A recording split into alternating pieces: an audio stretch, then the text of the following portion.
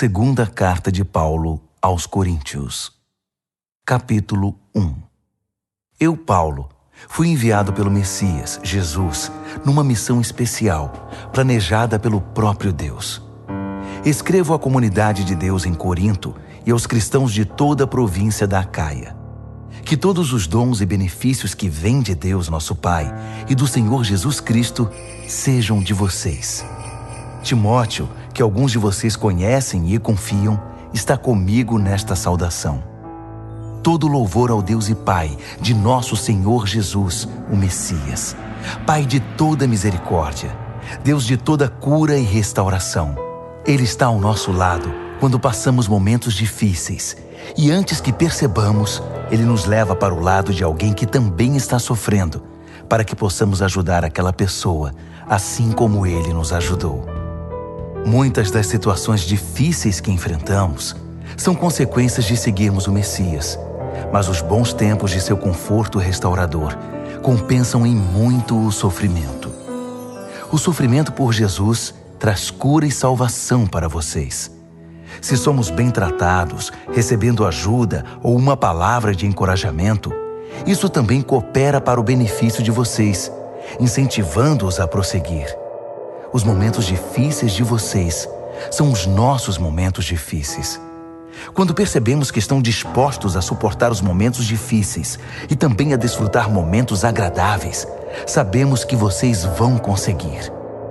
Amigos, não queremos que vocês continuem sem saber como foi difícil passar pelo que nos aconteceu na província da Ásia. Foi tão difícil que chegamos a pensar que era o fim. Sentíamos como se nos tivessem mandado para o corredor da morte, que para nós tudo estava acabado. Mas quando tudo passou, foi a melhor coisa que nos poderia ter acontecido. Em vez de confiar em nossa força ou em nossa capacidade de nos salvar, fomos forçados a confiar totalmente em Deus. Uma ideia nada má, considerando que Ele é o Deus que ressuscita os mortos. E Ele o fez, resgatando-nos da destruição certa.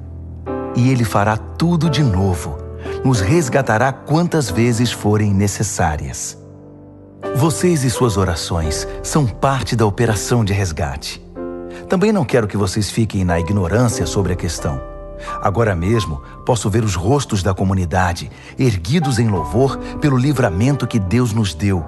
Um resgate em que a oração tem um papel fundamental. Agora que o pior já passou, temos a alegria de informar que saímos de tudo isso com a consciência e a fé intactas e podemos encarar o mundo. Mais importante, estar de cabeça erguida diante de vocês. Mas isso não foi resultado de manobras da nossa parte. Foi Deus que nos manteve voltados para Ele o tempo todo. Não tentem ler nas entrelinhas, nem procurem alguma mensagem subliminar na carta. Estamos falando a verdade, de modo claro e sem rodeios, na esperança de que vocês vejam o quadro todo tão bem como já viram alguns detalhes. Queremos que vocês se orgulhem de nós, tanto quanto nos orgulhamos de vocês quando estamos juntos perante o Senhor Jesus. Certo da boa acolhida por parte de vocês, eu havia planejado 2 visitas. Passar aí a caminho da província da Macedônia e outra vez na viagem de retorno. Então, poderíamos fazer uma festa de despedida quando vocês me enviassem para a Judéia. Esse era o plano. Agora vocês me acusam de ser descuidado com minhas promessas porque o plano não se cumpriu? Acham que tenho 2 palavras? Um sim volúvel no momento e um não volúvel no minuto seguinte? Pois bem, vocês estão errados. Tento ser tão verdadeiro com minha palavra quanto Deus é com a dele. Nossa palavra a vocês não foi um sim descuidado, anulado por um não indiferente. Como poderia ser? Quando Silas, Timóteo e eu proclamamos o Filho de Deus entre vocês, vocês tiveram de escolher entre um sim e um não? Por acaso não foi um sim claro e seguro? Seja o que for que Deus prometeu, tem a marca do sim de Jesus. Nele, isso é o que pregamos e oramos, o grande amém, o sim de Deus e também o nosso sim inequívoco. Deus nos afirma: certificando-nos em Cristo, pondo seu sim dentro de nós. Pelo seu Espírito, Ele nos marcou com sua eterna garantia, um início certo para o que Ele está disposto a realizar. Pois bem, vocês estão preparados para saber a verdadeira razão por que não os visitei em Corinto? Tendo Deus por testemunha, o único motivo foi que eu quis poupar vocês da dor. Foi por causa da minha consideração por vocês. Não fui indiferente nem manipulador. Não somos responsáveis pelo modo segundo o qual vocês vivem a fé. Não nos comportamos como inspetores, e sim como companheiros, trabalhando com vocês num ambiente de alegre expectativa. Sei que vocês permanecem firmes por sua própria fé, não pela nossa. Segunda aos Coríntios, capítulo 2. Por causa disso, decidi não fazer outra visita, pois poderia ser dolorosa para vocês e para mim. Se minha presença de algum modo fosse constrangedora para vocês, como poderiam espontaneamente me saudar e animar? Por essa razão escrevi uma carta em vez de ir, para não perder tempo desapontando os amigos que eu esperava que me saudassem. Enquanto escrevo, estou convencido de que foi melhor para mim e para vocês. O tempo passava e já foi doloroso demais escrever a carta. O pergaminho tinha mais lágrimas que tinta. Mas não escrevi para causar sofrimento, e sim para que vocês soubessem quanto me preocupo. De fato, era mais que preocupação. Foi para mostrar quanto amo vocês. Agora, com respeito àquele que começou tudo isso e provocou toda essa dor, quero que saibam que, na ocasião, não fui o único ofendido, mas também todos vocês, com algumas exceções. Assim, não quero, estando aí, mostrar-me muito severo. O que a maioria de vocês concordarem como disciplina é suficiente. É hora de perdoar esse homem e ajudá-lo a se erguer. Se vocês aumentarem o sentimento de culpa dele, ele acabará se afogando nessa culpa. Meu conselho agora é derramar amor. O propósito da minha carta não é exigir a punição do ofensor, mas levar vocês a se responsabilizarem pela saúde da igreja. Se vocês o perdoarem, eu também o perdoo. Não pensem que estou levando uma lista de ressentimentos pessoais. O fato é que estou me juntando ao ato de perdão de vocês, assim como Cristo faz conosco. Afinal, não queremos inconscientemente dar a Satanás uma abertura para causar mais dano. Estamos muito bem atentos para os seus caminhos dissimulados. Quando cheguei a Troade para proclamar a mensagem do Messias, senti plena abertura. Deus havia escancarado a porta, mas Tito não estava esperando por mim com notícias sobre vocês, por isso não consegui relaxar. Preocupado, fui para Macedônia à procura de Tito e de alguma notícia que me tranquilizasse a respeito de vocês. E consegui, graças a Deus. No Messias, em Cristo, Deus nos leva de lugar em lugar num desfile de vitória perpétua. Por meio de nós, Ele traz o conhecimento de Cristo. Aonde quer que vamos, o povo aspira o excelente perfume desse conhecimento.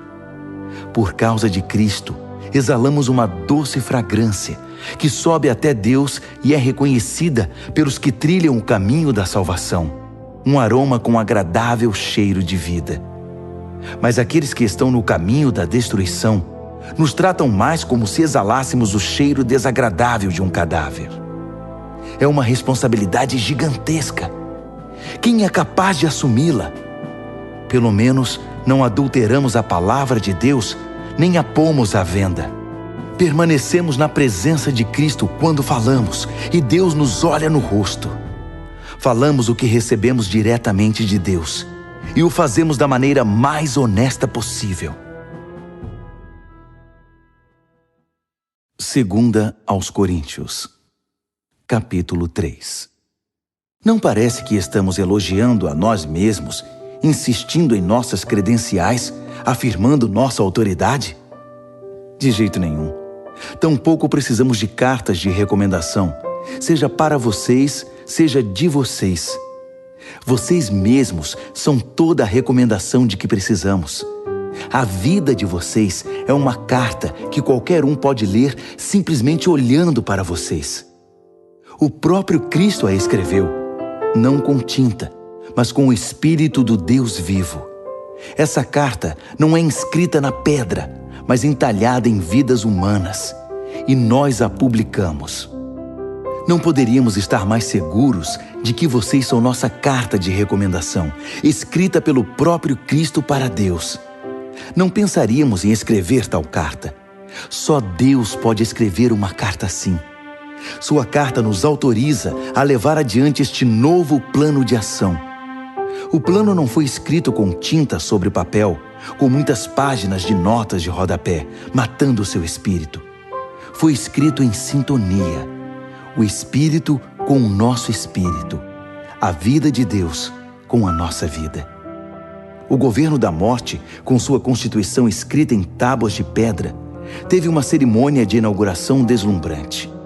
O rosto de Moisés, enquanto entregava as tábuas de pedra, era tão brilhante quanto o dia, ainda que se desvanecesse muito rapidamente. E o povo de Israel não podia olhar direto para ele, assim como não se pode encarar o sol. Quão mais deslumbrante, então, será o governo do Espírito vivo? Se o governo da condenação foi impressionante, que dizer do governo da afirmação? O antigo governo, que tanto brilhava, pareceria escuridão diante do novo. Se o acordo temporário já nos impressionou, quanto mais o deslumbrante governo que durará toda a eternidade. Com esse tipo de esperança que nos anima, nada nos segura. Ao contrário de Moisés, não temos nada a esconder. Conosco, tudo acontece às claras. Ele usava um véu para que os israelitas não percebessem o brilho que aos poucos ia morrendo. E eles não perceberam. Não foram capazes de perceber na época e não percebem agora que não há nada naquele véu. Ainda hoje, quando as proclamações do governo antigo são lidas, eles nada veem. Somente Cristo pode tirar o véu, a fim de que eles possam ver por si mesmos que não há nada lá. No entanto, quando eles se voltam para Deus como Moisés fez, Deus remove o véu e lá estão eles, face a face com o Senhor. Descobrem de repente que Deus é uma presença pessoal, viva, não uma peça de pedra esculpida. E quando Deus está presente, um espírito vivo, aquela constituição antiga e repressora se torna ultrapassada. Estamos livres dela, todos nós. Nada mais fica entre nós e Deus. Nossa face brilha com o brilho de sua face.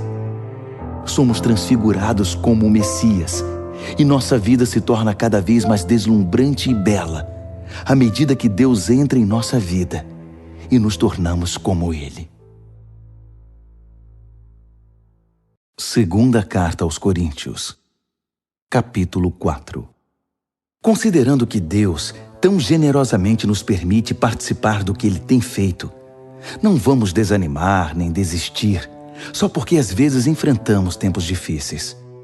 Nós nos recusamos a usar máscaras e a fingir. Não manipulamos os fatos nos bastidores, nem deturpamos a palavra de Deus em proveito próprio. Pelo contrário, sustentamos tudo o que fazemos e falamos toda a verdade às claras, de modo que quem quiser possa ver e julgar por si mesmo na presença de Deus. Se a mensagem parece obscura para alguns, não é porque a escondemos. Não. É porque eles estão vendo ou buscando o caminho errado e se recusam a dar à mensagem a devida atenção. A única coisa que interessa a eles é o Deus das trevas desta época. Pensam que conseguirão dele o que desejam e que não terão que se preocupar em crer na verdade que não podem ver. Eles estão cegos para a deslumbrante luz da aurora da mensagem que resplandece com Cristo e nos permite ver a melhor imagem de Deus, o que eles jamais conseguirão. Lembrem-se de que a mensagem não é sobre nós mesmos. Nós anunciamos Jesus Cristo, o Senhor. Todos nós somos mensageiros, andarilhos de Jesus por causa de vocês. Isso começou quando Deus disse que a luz brilhe nas trevas. E nossa vida ficou cheia de luz quando vimos e compreendemos Deus pela face de Cristo, tudo belo e deslumbrante. Se olharem apenas para nós, vocês podem perder o brilho. Levamos a mensagem preciosa em vasos de barro, sem adornos, ou seja, em nossa vida. Isso é para impedir que alguém pense que o incomparável poder de Deus nos pertence. Vocês sabem que não temos muita coisa de nós mesmos. Estamos soterrados de problemas, mas não desmoralizados. Não sabemos direito o que fazer, mas sabemos que Deus sabe o que fazer. Estamos espiritualmente aterrorizados, mas Deus não nos abandonou. Caímos, mas não estamos derrotados. O que fizeram a Jesus, fizeram a nós. Julgamento, tortura, zombaria e assassinato. Jesus faz em nós o que fez entre eles. Ele vive. Nossa vida está em constante risco por causa de Jesus, o que faz a vida dele mais evidente em nós. Enquanto enfrentamos o pior, vocês conseguem o melhor. Não há silêncio sobre essa questão em nossa vida. Assim como o salmista escreveu, "Cri, por isso falei." Falamos daquilo em que cremos. E o que cremos é que aquele que ressuscitou o Senhor Jesus também nos ressuscitará e nos levará com vocês. Cada detalhe coopera para o progresso de vocês e para a glória de Deus. Mais e mais graça, mais e mais pessoas, mais e mais louvor. Portanto, não estamos desistindo. Como poderíamos? Ainda que por fora pareça que tudo está se acabando, por dentro, onde Deus está criando uma nova vida, não há um só dia em que sua graça reveladora não se manifeste. Os tempos difíceis nada são comparados com os bons tempos que estão por vir. A celebração sem fim preparada para nós. Há muito mais do que podemos ver. As coisas que agora vemos estão aqui hoje, mas desaparecerão amanhã. Mas as coisas que não vemos agora irão durar para sempre. Segunda Carta aos Coríntios, capítulo 5. Por exemplo, sabemos que quando o nosso corpo se desfizer, como uma tenda desmontada, será substituído por um corpo de ressurreição no céu, feito por Deus, não por mãos humanas. E nunca mais teremos de montar nossas tendas outra vez. O desejo de mudar às vezes é tanto que choramos de frustração. Em comparação com o que está por vir, a vida aqui se parece com a estada numa cabana caindo aos pedaços. Já estamos cansados disso. O que temos é apenas um vislumbre da verdadeira realidade. Nosso verdadeiro lar, nosso corpo ressuscitado. O Espírito de Deus nos dá uma pitada desse sublime, dando-nos um gostinho do que está por vir. Ele põe um pouco do céu em nosso coração, para que nunca desejemos menos que o céu. É por isso que vivemos alegres. Vocês não ficarão vendo as coisas de cabeça baixa. As circunstâncias desfavoráveis não irão nos abater. Ao contrário, elas apenas nos fazem lembrar do glorioso futuro que nos aguarda mais adiante. É por isso que confiamos naquele que nos mantém caminhando, mesmo que não o vejamos. Acham que uns buracos na estrada ou algumas pedras no caminho irão nos parar? Quando chegar a hora, estaremos prontos para trocar o exílio pelo nosso verdadeiro lar. Mas nem o exílio nem o nosso verdadeiro lar são o que mais importam. Servir a Deus com alegria é o principal e o que desejamos fazer, a despeito das circunstâncias. Cedo ou tarde, todos teremos de ficar frente a frente com Deus, independentemente das nossas condições. Compareceremos à presença de Cristo e receberemos o que plantamos por meio da nossa conduta, boa ou má. Essa expectativa nos manterá vigilantes. Podem estar certos. Não é pouca coisa saber que todos um dia terão de enfrentar um julgamento. Daí a urgência em exortarmos todos a que se preparem para estar na presença de Deus. Só Deus sabe quanto nos dedicamos a isso. mas espero que vocês percebam quanto nos preocupamos com a questão.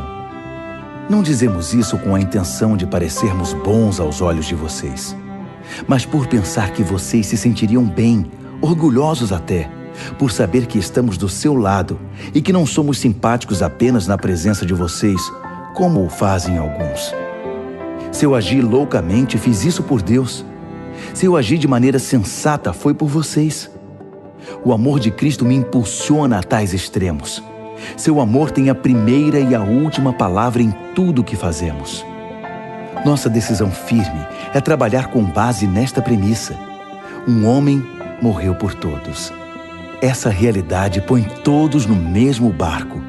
Ele incluiu todos em sua morte, para que cada um fosse também incluído em sua vida, uma vida ressurreta, incomparavelmente melhor que qualquer outra já vivida. Por causa dessa decisão, não julgamos ninguém pelo que possui ou pela aparência. Houve um tempo em que julgamos o Messias dessa maneira e estávamos errados, como sabem. Não vemos mais assim. Agora olhamos para dentro e o que vemos é que qualquer um unido ao Messias tem a chance de um novo começo e é criado de novo. A velha vida se foi, uma nova vida floresce. É demais! Tudo vem de Deus, que nos quer em relacionamento com Ele e nos chamou para viver relacionamentos com nossos semelhantes. Deus se reconciliou com o mundo por meio do Messias, permitindo um novo começo pela oferta de perdão dos pecados. Deus nos deu a tarefa de contar a todos o que Ele está fazendo. Somos representantes de Cristo. Deus nos usa para persuadir homens e mulheres a deixar as diferenças de lado e ingressar na obra de Deus, e para reconciliar o ser humano com Ele. Estamos falando por Cristo, mesmo agora. Tornem-se amigos de Deus. Ele já é amigo de vocês. Como pode? Vocês perguntam. Em Cristo, eu respondo. Deus o considerou culpado, Ele que nunca fez nada errado, para que pudéssemos ser considerados sem pecado perante Deus. 2 aos Coríntios, capítulo 6. Somos seus companheiros nesta obra. Por isso imploramos, não desperdicem nem um pouco a maravilhosa vida que Deus concedeu a vocês. Ele nos lembra: ouvi seu chamado no tempo certo. No dia em que você precisou de mim, eu estava lá para ajudar. Pois bem, agora é o tempo certo para que Ele ouça vocês e os ajude. Nada de deixar para depois. Não frustrem a obra de Deus. Não façam corpo mole, nem lancem dúvidas sobre o que fazemos. Nossa obra como servos de Deus tem valor em todos os aspectos. As pessoas nos observam enquanto estamos a postos, em prontidão, inabaláveis, em tempos difíceis, maus, trabalhosos. Quando somos espancados, encarcerados e envolvidos em tumultos, trabalhando duro até tarde da noite, às vezes sem comer, com coração puro, mente limpa e mão firme, com gentileza, santidade e amor honesto. Quando dizemos a verdade e quando Deus mostra seu poder, quando fazemos o melhor possível pela verdade, quando somos elogiados ou repreendidos, caluniados ou honrados, fiéis à nossa palavra, ainda que não confiem em nós, ignorados pelo mundo, mas reconhecidos por Deus, vivos, ainda que digam que estamos mortos, açoitados quase até a morte, mas recusando-se a morrer, mergulhados em lágrimas, mas sempre cheios de profunda alegria, vivendo de mãos vazias, mas enriquecendo muitos, não tendo nada, mas tendo tudo. Prezados coríntios, não consigo expressar em palavras quanto desejo que vocês entrem nesta vida plena e cheia de possibilidades. Não queremos que se fechem assim. A pequenez que sentem vem de dentro de vocês. A vida que Deus dá não é pequena. Vocês é que a vivem de modo pequeno. Digo isso com franqueza e com grande afeição. Abram a vida, comecem a vivê-la plenamente. Não se tornem parceiros dos que rejeitam Deus. Não há como fazer parceria entre o certo e o errado. Não é parceria, é guerra. A luz é amiga das trevas. Cristo passeia com o diabo. A verdade e a mentira andam de mãos dadas. Quem pensaria em pôr ídolos pagãos no templo santo de Deus? Pois é exatamente o que somos. Cada um de nós é um templo e Deus vive em nós. Ele mesmo disse: vou viver neles e neles vou me mover. Vou ser o Deus deles e eles serão o meu povo. Então deixem de lado a corrupção e as parcerias. Deixem tudo de uma vez por todas. Diz Deus: não se associem com os que irão mergulhá-los na sujeira. Quero todos vocês para mim. Serei um pai para vocês, e vocês serão filhos e filhas para mim. Palavra do Senhor Deus. Segunda aos Coríntios, capítulo 7. Diante de promessas tão animadoras, queridos amigos, vamos nos livrar de tudo que nos distrai ou contamine, seja por dentro, seja por fora. Que nossa vida esteja em forma e que sejamos templos santos para o culto a Deus. Confiem em nós. Nunca ferimos ninguém, nunca exploramos nem tiramos vantagem de quem quer que seja. Não pensem que procuro culpa em vocês. Já disse que estou com vocês em qualquer circunstância. Na verdade, tenho a maior confiança em vocês. Se soubessem como estou orgulhoso de vocês. A alegria me domina, mesmo com todos os problemas. Quando chegamos à província da Macedônia, não tivemos sossego. Os conflitos na igreja e os temores no coração nos deixaram ansiosos. Não conseguíamos relaxar, porque não sabíamos o desfecho da situação. Então Deus, que levanta os abatidos, nos deu um novo ânimo com a chegada de Tito. Ficamos felizes apenas por vê-lo, mas o alívio veio com o que ele nos disse sobre vocês, sobre quanto se preocuparam e lamentaram por minha causa. Minha preocupação transformou-se em tranquilidade. Sei que causei grande preocupação a vocês com minha carta. Ainda que tenha me sentido muito mal na época, sinto-me bem agora, quando penso em como tudo acabou. A carta aborreceu vocês, mas por pouco tempo. Agora estou contente, não por terem se aborrecido, mas porque foram desafiados a mudar. Vocês permitiram que a tristeza os levasse a Deus, não que os desviasse dele, e saíram ganhando, não perdendo. A tristeza que nos aproxima de Deus age assim. Ela abala nossas estruturas e nos leva de volta ao caminho da salvação. Jamais lamentamos ter experimentado esse tipo de dor. Mas quem permite que a tristeza o desvie de Deus, vive cheio de remorsos que podem levá-lo a um estado terminal.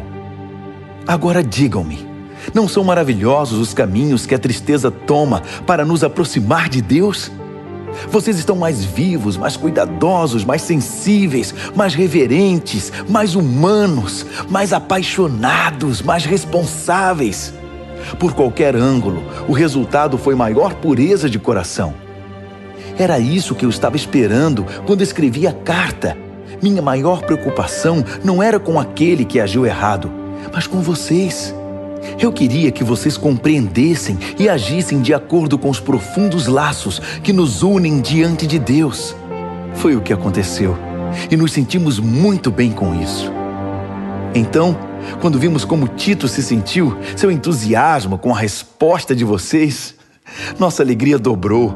Foi maravilhoso vê-lo tão animado e reconfortado por causa do que vocês fizeram. Se eu contasse a ele como penso que vocês são bondosos, vocês não teriam afastado aquele que fez o mal. Mas enquanto tudo se resolvia, procurei me conter.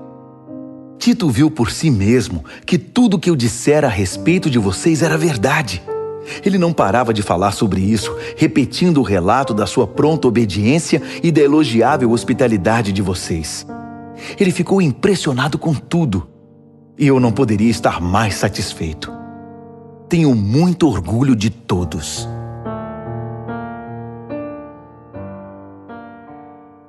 Segunda aos Coríntios, capítulo 8. Agora, amigos, quero comentar sobre os surpreendentes e generosos meios pelos quais Deus está trabalhando nas igrejas da província da Macedônia. Sérios problemas aconteceram naquelas igrejas, pressionando ao máximo o povo. Mas isso revelou o verdadeiro caráter deles. Inacreditavelmente felizes, ainda que desesperadamente pobres, a pressão motivou algo inesperado. Um rio de doações sinceras e generosas. Eu estava lá e vi. Eles contribuíam com tudo o que podiam, além das possibilidades deles, eu diria. Ajudar os cristãos pobres era um privilégio do qual não queriam abrir mão. Foi tudo espontâneo, tudo ideia deles. Fomos apanhados desprevenidos. A explicação é que eles, antes de tudo, se entregaram sem reservas a Deus e a nós. A outra oferta simplesmente fluiu dos propósitos de Deus, que trabalhava na vida de cada um. Foi por isso que eles nos convenceram a pedir a Tito que trouxesse a oferta para vocês, para que aquilo que começou tão bem pudesse ser concluído. Vocês já fazem bem muitas coisas. Confiam em Deus, são articulados, criteriosos, apaixonados e nos amam. Agora, nessa questão, espero que também façam o melhor. Não estou tentando dar ordens contra a vontade de vocês. Apresento o entusiasmo dos macedônios como um estímulo ao amor que há em vocês, na esperança de extrair o melhor de cada um. Vocês conhecem a graça generosa do Senhor Jesus Cristo. Ele era rico, mas deu tudo por nós. Tornou-se pobre para que nós nos tornássemos ricos. Na minha opinião, o melhor que vocês podem fazer agora é concluir o que começaram no passado, para não deixar que boas intenções deem em nada. O coração de vocês está no lugar certo. Vocês já têm tudo de que precisam para terminar. Então, mãos à obra. Uma vez que o compromisso é claro, façam o que podem. O coração orienta as mãos. Não estou querendo que se cansem enquanto os outros descansam. Nada disso. Vocês estão ombro a ombro com eles o tempo todo. O excesso de vocês supre a falta deles. E o excesso deles supre a falta de vocês. No fim, tudo ficará bem. Como está escrito, nada sobrou para quem tinha muito.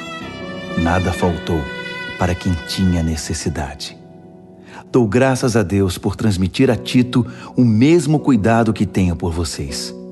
Ele teve muita consideração sobre como nos sentimos, mas a iniciativa de ajudar vocês foi toda dele.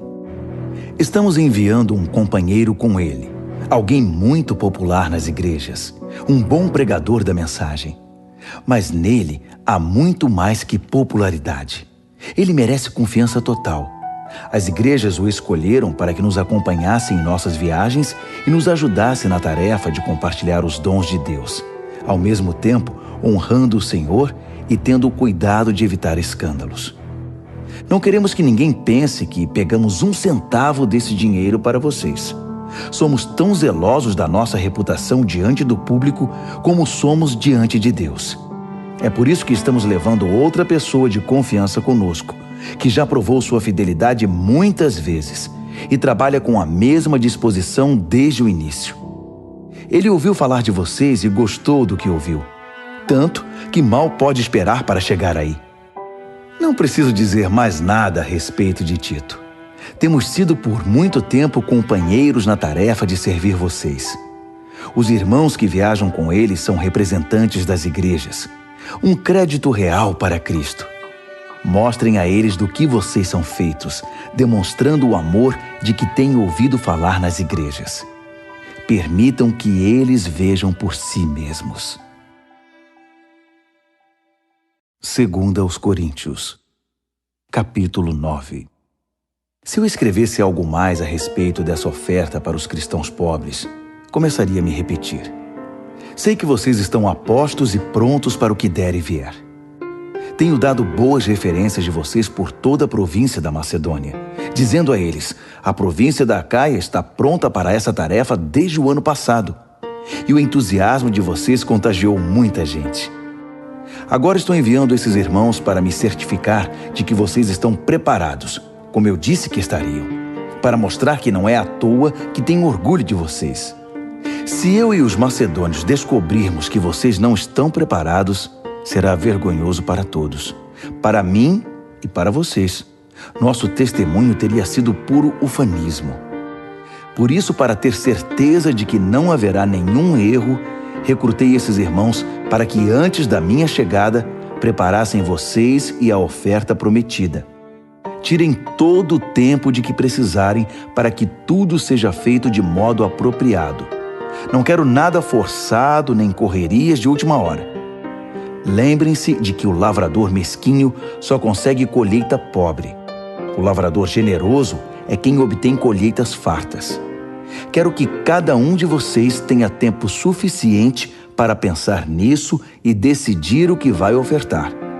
Essa medida evitará que se lamentem depois por ofertas dadas sob coerção. Deus ama o doador que se alegra com a doação. Deus pode derramar bênçãos das maneiras mais surpreendentes. Portanto, estejam preparados para qualquer situação, mais que simplesmente preparados para fazer o que precisa ser feito. Como disse um salmista, ele lança avisos aos ventos, dando aos necessitados com liberalidade. Seus meios justos e bondosos nunca se esgotam, nunca se desgastam. O Deus generoso que dá a semente ao lavrador, a qual se transforma em pão e chega à mesa de vocês, é mais que exagerado em abençoá-los. O que Ele dá, vocês podem passar adiante. Isso cresce em vidas amadurecidas, fortes em Deus, ricas em todos os sentidos. Assim, vocês podem ser generosos em todos os sentidos e louvar a Deus conosco. Levar adiante essa obra de ação social envolve bem mais que saciar as necessidades básicas dos cristãos pobres. É um gesto que produz numerosas ações de graças a Deus. É um estímulo para que vocês vivam o melhor que puderem, demonstrando gratidão a Deus pela obediência ao significado pleno da mensagem. Vocês mostram gratidão com ofertas generosas aos irmãos em necessidade e assim se mostram gratos diante do mundo. Enquanto isso, por terem sido contemplados com a riqueza de Deus, a reação deles será orar por vocês, intercedendo de maneira apaixonada por qualquer necessidade que vocês tenham. Agradeçam a Deus pela oportunidade. Nenhuma língua é capaz de expressar os reais benefícios desse dom. Segunda aos Coríntios, capítulo 10. E agora um assunto pessoal, mais urgente. Escrevo na disposição gentil, porém firme de Cristo. Ouvi comentários a meu respeito de que sou subserviente e fraco quando estou com vocês, mas rude e exigente quando escrevo.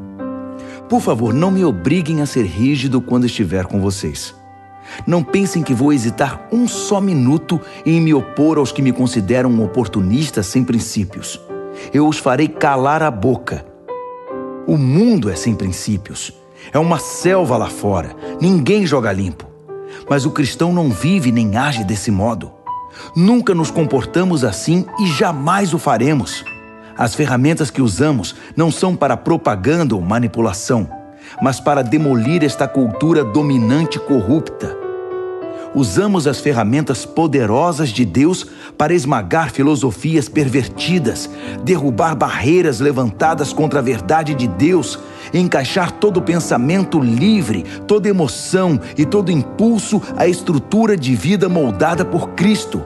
Nossas ferramentas estão preparadas para limpar o terreno e edificar vidas pela obediência rumo à maturidade. Vocês não conseguem ir além do óbvio. Enxergam apenas as árvores, não a floresta. Se procuram um exemplo claro de alguém que está do lado de Cristo, por que me descartar tão rápido? Acreditem, estou absolutamente seguro da minha posição em Cristo.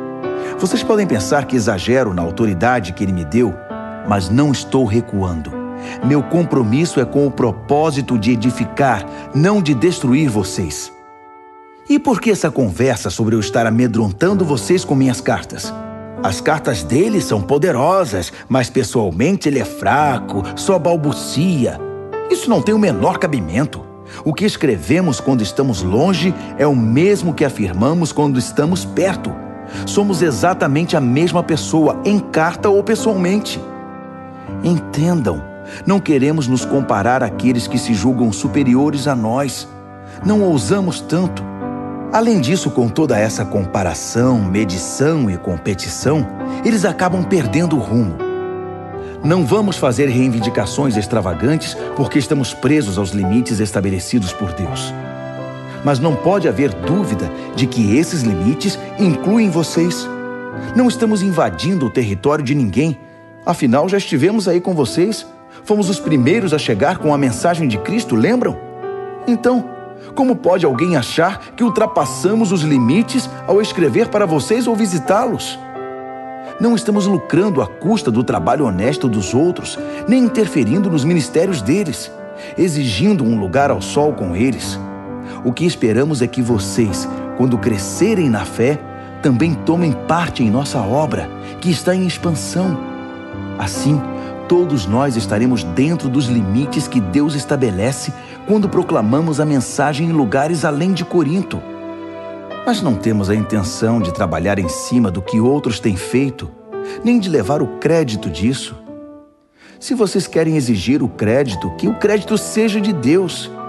O que vocês dizem a respeito de vocês mesmos não significa nada na obra de Deus. É o que Deus diz a respeito de vocês que faz diferença.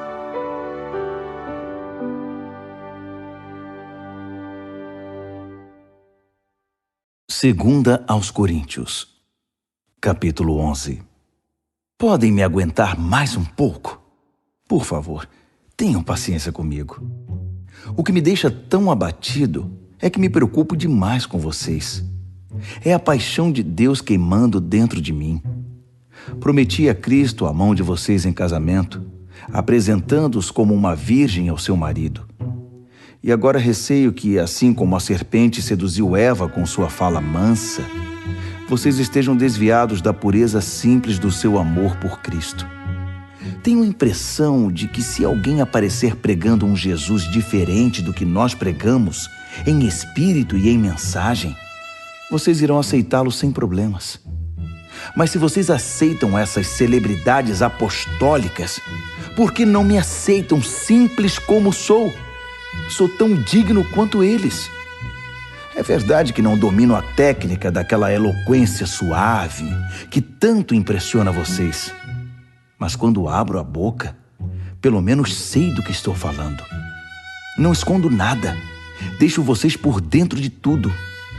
Será que cometi um erro ao proclamar a mensagem de Deus a vocês sem pedir algo em troca?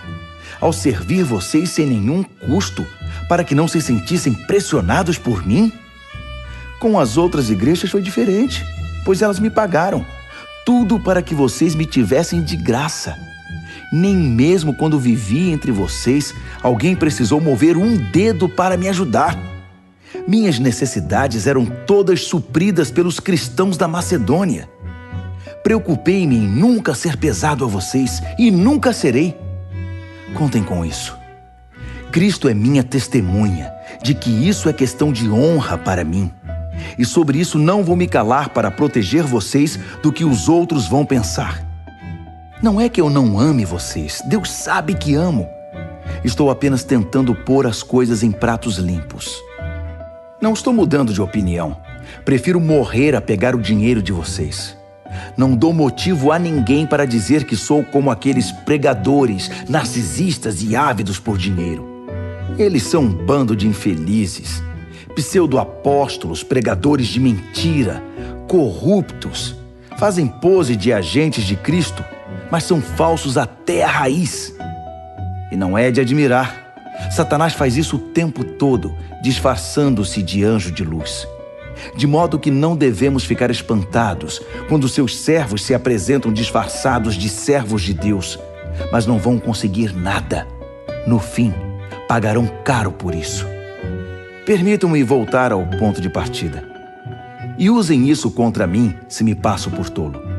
Ou, se preferirem, apenas aceitem que sou um tolo e me permitam falar como tal. Não aprendi a falar assim com Cristo. Não. É um mau hábito que aprendi desses pregadores que fazem tudo para agradar os outros, tão em moda hoje em dia. Já que vocês se sentam no banco para ouvir esses enganadores, podem muito bem aguentar alguma tolice da minha parte. Vocês têm uma admirável tolerância com impostores que roubam sua liberdade, exploram, cegam, rebaixam e até agridem vocês. Eu não deveria admitir, mas não tenho estômago para ver isso. Uma vez que vocês admiram tanto os egomaníacos do púlpito, aqui é o velho amigo de vocês, o tolo, falando. Deixe-me esclarecer uma coisa. Eles se gabam de ser hebreus, israelitas, a raça pura de Abraão? E daí? Eu também sou. Eles são servos de Cristo? Sou muito mais. Nem acredito que estou dizendo isso. É loucura falar desse modo, mas já que comecei, agora vou terminar. Ora, trabalhei muito mais que eles. Fui mais vezes encarcerado. Fui espancado mais do que posso contar. E em vários momentos estive às portas da morte. 5 vezes levei as 39 chibatadas dos judeus, 3 vezes espancado pelos romanos. Uma vez fui apedrejado. Naufraguei 3 vezes e fiquei 1 dia e 1 noite perdido no mar. Em viagens difíceis, ano após ano, tive de atravessar rios, enfrentar ladrões, lutar com amigos e inimigos. Estive em risco na cidade, em risco na zona rural. Enfrentei perigos sob o sol do deserto e em tempestades no mar. Também fui traído pelos que pensei ser meus irmãos. Sei o que é trabalhar duro, passar noites longas e solitárias sem dormir. Já fiquei muito tempo sem comer. Sofri com o frio e com a falta de agasalho. E a lista ainda nem chegou à metade, porque ainda temos as pressões diárias e as ansiedades por causa das igrejas. Quando alguém chega ao fim da linha, sinto dor até nos ossos. Quando alguém cai em pecado, um fogo queima minhas entranhas. Se tenho de gabar a mim mesmo, vou me gabar das humilhações que me tornam semelhante a Jesus. O eterno e bendito Deus e Pai de nosso Senhor Jesus sabe que não estou mentindo. Estão lembrados da vez em que eu estava em Damasco e o governador do rei Aretas pôs guardas nos portões da cidade para me prender? Para salvar minha vida, tive de escorregar através de uma janela da muralha, dentro de um cesto, e depois sair correndo. 2 aos Coríntios, capítulo 12. Vocês me obrigam a falar deste modo. Faço isso contra minha vontade. Mas agora que estamos no assunto, posso tratar da questão das visões e revelações que Deus me deu. Por exemplo, conheço um homem que há 14 anos foi tomado por Cristo e levado em êxtase espiritual aos céus. Nem sei se isso aconteceu no corpo ou fora do corpo. Só Deus sabe. Sei também que esse homem foi levado ao paraíso. De novo, se no corpo ou fora dele, não sei. Deus sabe. Lá ele ouviu palavras indizíveis, mas foi proibido de contar o que ouviu. Esse é o homem a respeito de quem quero falar. Mas não vou dizer nenhuma palavra a meu respeito, exceto o que foi humilhação. Se eu tivesse disposição para contar vantagem, talvez pudesse fazê-lo sem parecer ridículo e não estaria faltando com a verdade. Mas vou poupar vocês.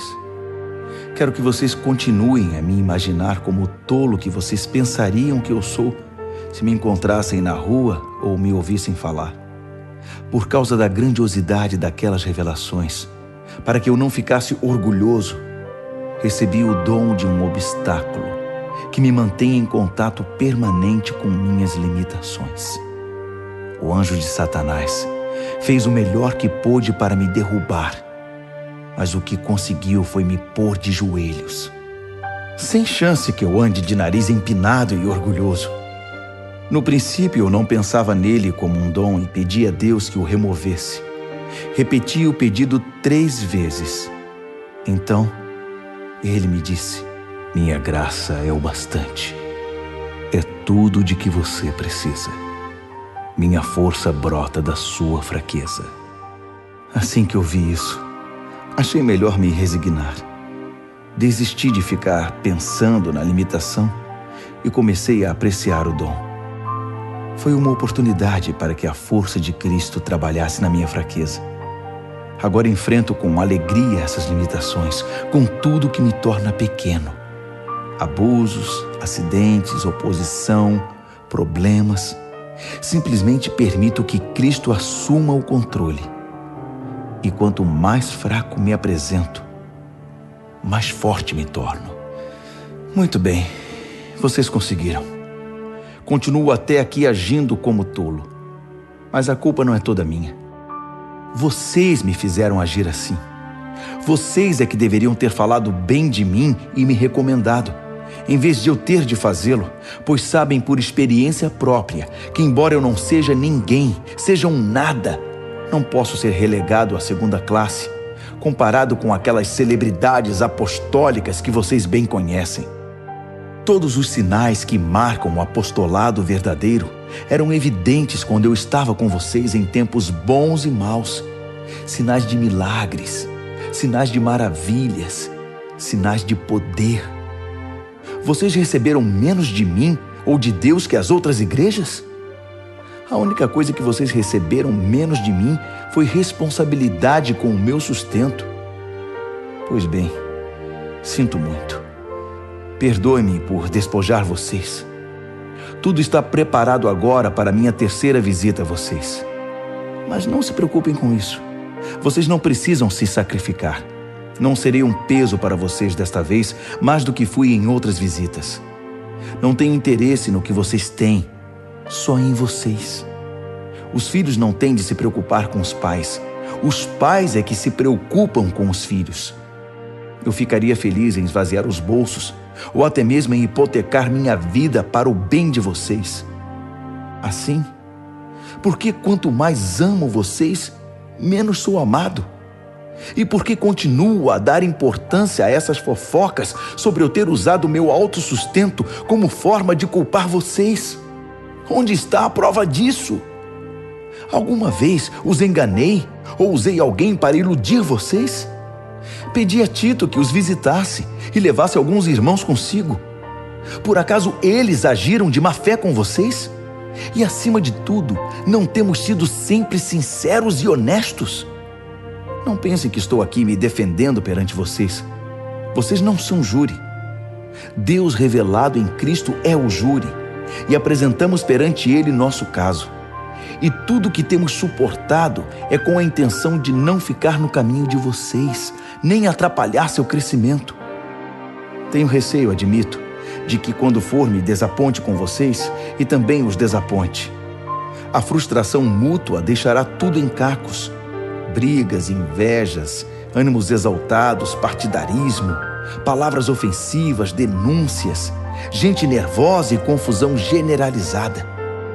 Não espero ser humilhado de novo por Deus quando estiver com vocês, para que não tenha de derramar lágrimas por uma multidão que insiste nos velhos caminhos, pecando cada vez mais e se recusando a abandonar o lamaçal da maldade, do descontrole sexual e da indecência em que está mergulhada.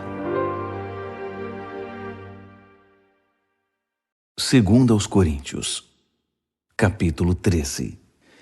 Muito bem, minha 3ª visita está chegando. Lembram-se daquele texto das Escrituras?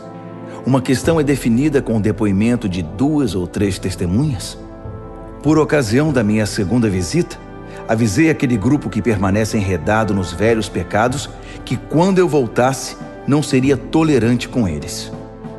Agora, em preparação para a 3ª visita, repito a advertência, mesmo estando longe.